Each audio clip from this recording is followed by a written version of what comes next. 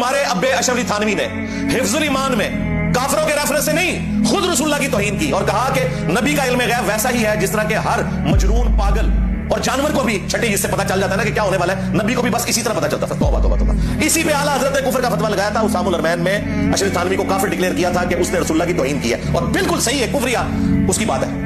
देखिए, हुस्सामुल हरमैन हमारे पास मौजूद है और हिफ्जुल ईमान भी हमारे पास मौजूद है। हम दोनों का मुकाबला करते हैं, तकाबुली जायजा लेते हैं, दोनों का मुताला करते हैं और देखते हैं कि क्या हुस्सामुल हरमैन के अंदर भी वही सेम टू सेम इबारत मौजूद है या नहीं जो हिफ्जुल ईमान के अंदर है। जिस इबारत पर हमें गुस्ताखी का फतवा हमारे ऊपर लगाया गया, क्या वो इबारत हुस्सामुल हरमैन में मौजूद है या फिर डंडी मारी गई है। अब देखिए, स्क्रीन के ऊपर आप हुस्सामुल हरमैन का सफ़ा देख रहे हैं। देखिए, इसके सफ़ा नंबर 26, इसमें लिखा गया क्या, सबसे ऊपर लिखा गया है, जैसा इल्म रसूलुल्लाह सल्लल्लाहु अलैहि वसल्लम को है ऐसा तो हर बच्चे, हर पागल, बल्कि हर जानवर और हर चार पाए को हासिल है। अब बताइए, ये इबारत हमारी किताब के अंदर है? यहाँ पर लफ्ज़े जैसा बढ़ाया गया है।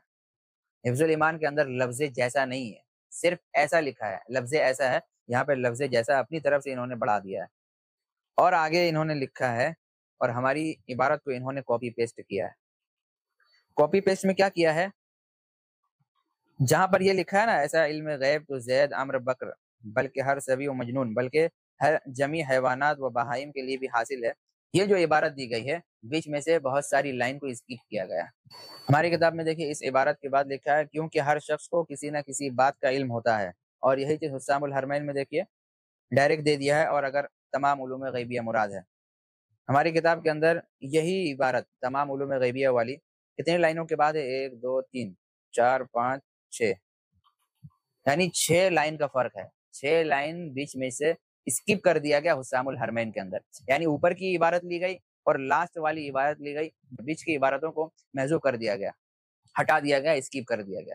तो ऊपर और नीचे दोनों इबारतों को तोड़ मरोड़ कर और गलत सलत जोड़कर इन्होंने एक टेक्स्ट बना दिया, एक पैराग्राफ बना दिया। यही खेल कुरान करीम के साथ खेला जाए, माज़अल्लाह। कोई शख्स अगर इस तरह की हरकतें और गलीज हरकतें इस तरह की करे, कुरान करीम की आयतों के साथ खिलवाड़ करे कि एक आयत का आधा हिस्सा, एक आयत का आधा हिस्सा, दोनों हिस्सों को जोड़कर एक आयत अगर वो तैयार कर दे, तो उससे भी गलत मतलब और गलत तर्जुमा साबित हो जाएगा, जो एक गुस्ताखी की एक शक्ल ले लेगा। जैसे कुरान में है, इन्नल लदीना आमनू व अमिलुस सालिहाति लहुम जन्नातुन नाईम, यानी यकीनन जो लोग ईमान लाए और नेक काम किए उनके लिए नेमतों वाले बागात हैं। ठीक है, अब लहुम जन्नातुन नाईम का आधा हिस्सा, ये वाला पूरा हिस्सा हटाकर अगर यहाँ पर लिख दिया जाए उलाइका हुमुल काफिरून हक्का, तो कुरान की आयत भी गलत है। दोनों कुरान की आयत, इन्नल लज़ीना आमनू व अमिलुस सालिहात, ये भी कुरान की आयत है, उलाइका हुमुल काफिरून हक्का, ये भी कुरान की आयत है।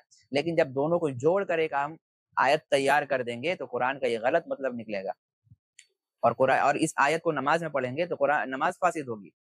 इसका मतलब ये हुआ कि जो लोग ईमान लाए और नेक काम किए, माज़अल्लाह, यही लोग काफिर हैं, यही लोग हकीकतन इनकार करने वाले हैं।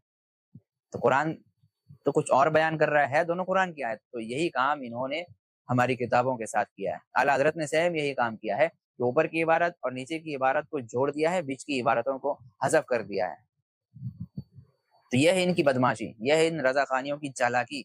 और इसी नहज पर इन्होंने उलमाए हरमैन को जो किताबें पेश की है उनकी खिदमत में, इसी नहज पे पेश की है। हुस्सामुल हरमैन के अंदर जितनी भी इबारतें हैं हमारी किताबों की, तमाम इबारतों को आप टटोलिए, आपको बहुत ज़मीन आसमान का फ़र्क नज़र आएगा कि कहीं से कुछ इबारतें, कहीं से कुछ इबारतें लेकर आगे पीछे तोड़ मरोड़ कर मिलाकर एक इबारत तैयार की गई है और उसको उलमाए हरमैन के सामने पेश किया गया था। जाहिर सी बात है, जब इस किस्म की इबारतें कोई भी पेश करेगा तो वो उसके मुताबिक ही फतवा देगा ना। उलमाए हरमैन ने जो फतवा दिया उलमाए देवबंद पर, वो उलमाए देवबंद की ज़ाते मुक़द्दसा को देखकर नहीं दिया, बल्कि उस गलीज़ किताब को देखते हुए दिया है। हुस्सामुल हरमैन जैसी गलीज़ किताब को देखते हुए फतवा दिया है। तो बाद में जब उलमाए देवबंद ने अल मुहन्नद अल मुफन्नद अपने रुजू में और अपने डिफेंड में जो किताबें लिखी हैं और अपने अकायद को साबित किए हैं, तब उन्होंने उसके ऊपर दस्तखत किए हैं कि ये अकीदा बिल्कुल दुरुस्त है और कुरान और सुन्नत के आयत मुवाफिक है।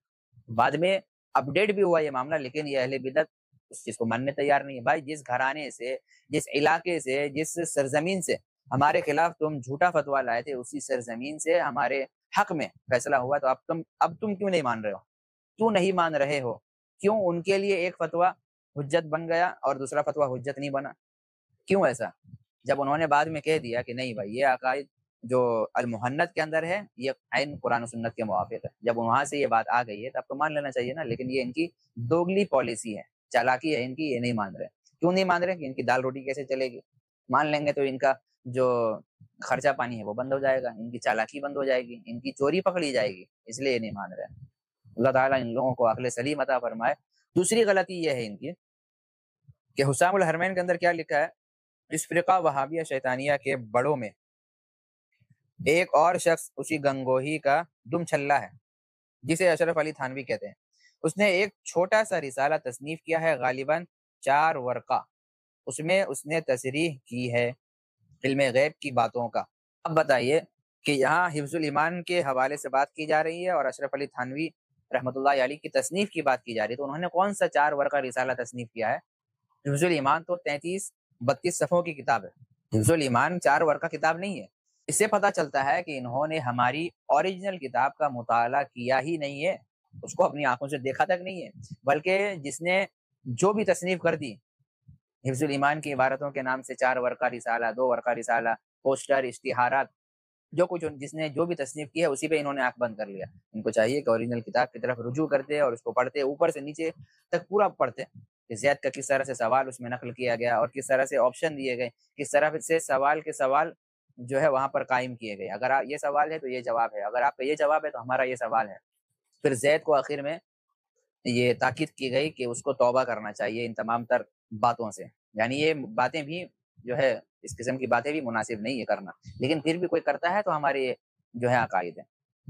تو ثابت کرنا الگ چیز ہے اور کسی کی بات کو سمجھانا، کاپی پیسٹ کرنا، نقل کرنا، سوال قائم کرنا یہ الگ چیز ہے۔